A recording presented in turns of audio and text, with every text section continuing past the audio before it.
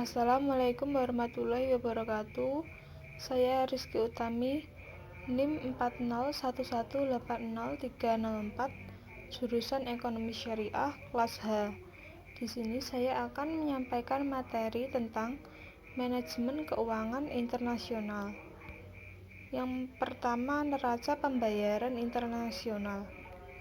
Neraca pembayaran internasional merupakan suatu sistem pencatatan seluruh transaksi ekonomi internasional suatu negara untuk periode tertentu.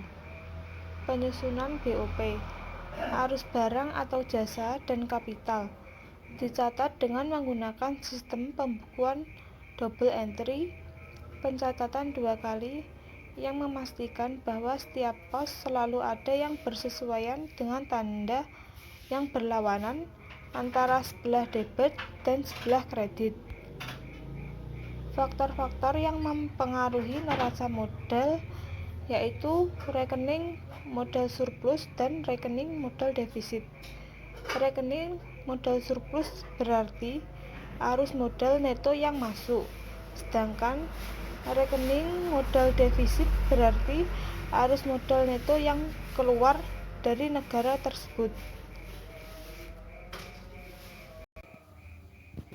Sedangkan faktor-faktor yang memengaruhi keseimbangan rekening modal yaitu memungut pajak penghasilan kepada investor asing, liberalisasi kontrol terhadap aliran modal internasional secara tertutup, antisipasi pergerakan kurs valuta asing oleh para investor surat berharga. Yang selanjutnya, bursa valuta asing.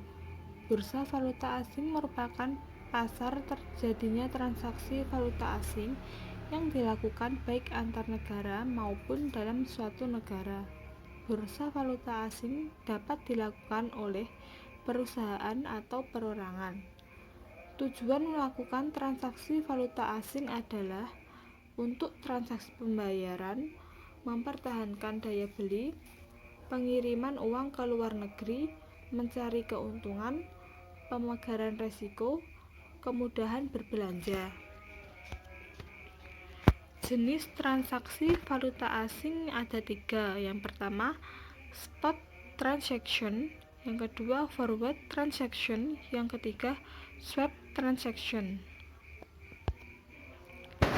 Yang selanjutnya, manajemen risiko nilai tukar valuta asing.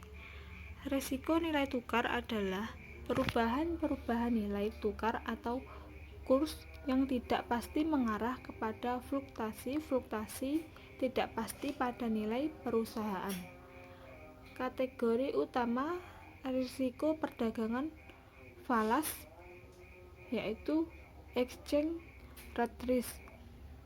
Risiko ini terjadi akibat adanya fluktuasi pergerakan secara terus-menerus pada permintaan dan penawaran di pasar falas, sehingga mengaruhi posisi nilai tukar falas.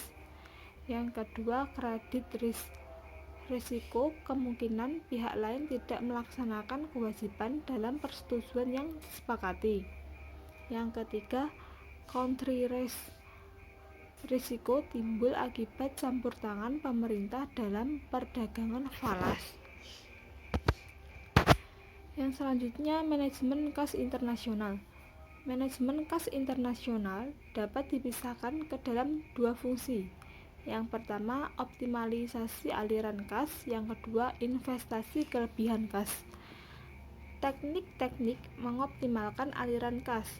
Yang pertama, mempercepat aliran masuk kas.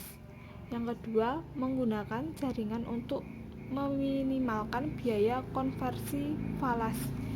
Yang ketiga, meminimalkan pajak atas aliran kas. Yang keempat, transfer kas antar anak perusahaan. Investasi kelebihan kas. Manajemen kas terpusat. Fungsi optimalisasi aliran kas dapat ditingkatkan dengan suatu pendekatan terpusat, sebab semua posisi kas anak perusahaan dapat dimonitor secara serentak.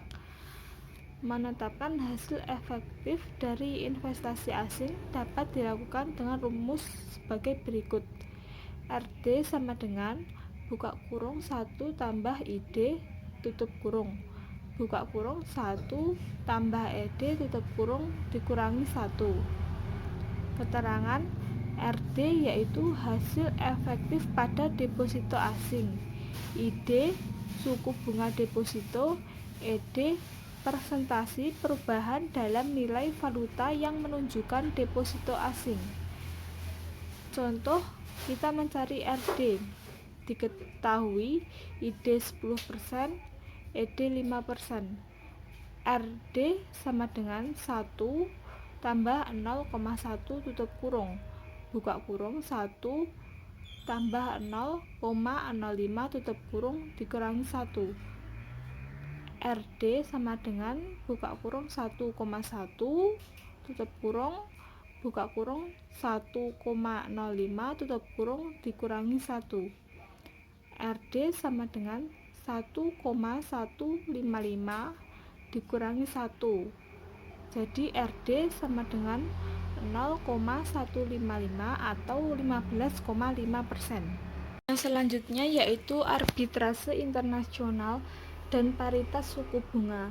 Arbitrase adalah tindakan membeli dan menjual barang pada waktu yang bersamaan, tetapi di pasar yang berlainan.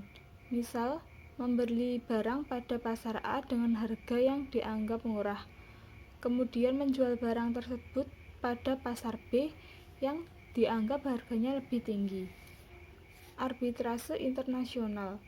Arbitrase internasional merupakan kapitalisasi atas suatu ketidaksesuaian harga. Dalam banyak kasus tidak ada investasi dana yang terkait untuk waktu dan tidak ada resiko dalam strategi ini. Arbitrase lokasional.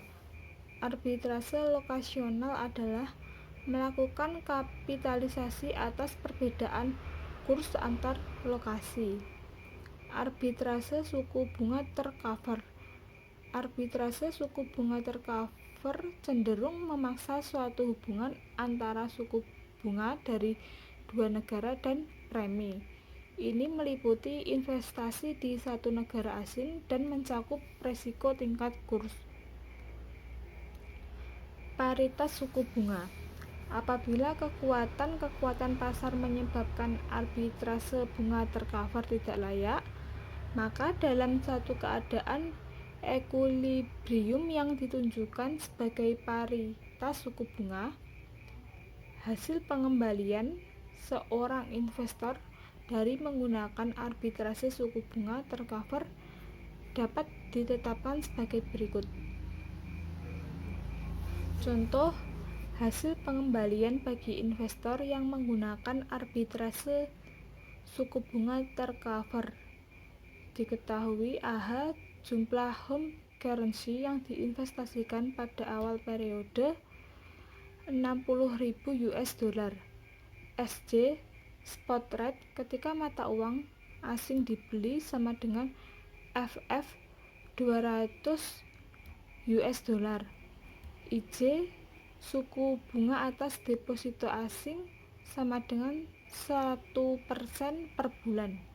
FJ forward rate di mana mata uang asing akan ditukar kembali ke home currency sama dengan FF 199 US dollar. Diminta hitunglah berapa US dollar yang diterima oleh investor pada akhir periode atau AN. Jawab dengan rumus AN sama dengan buka kurung AH dibagi SJ tutup kurung buka kurung 1 tambah IJ tutup kurung kali FJ. AN sama dengan buka kurung 60.000 kali 200 tutup kurung buka kurung 1 tambah IJ tutup kurung dikali 199. AN sama dengan buka kurung 300.000 tutup kurung buka kurung 1,01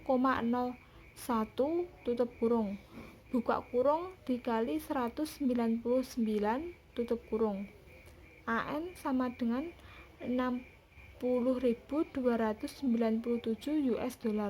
Jadi keuntungan yang diperoleh investor dalam 1 bulan yaitu $60.297 US dikurangi $60.000 sama dengan $297 US. Sekian materi yang saya sampaikan. Apabila banyak kekurangan saya mohon maaf. Wassalamualaikum warahmatullahi wabarakatuh.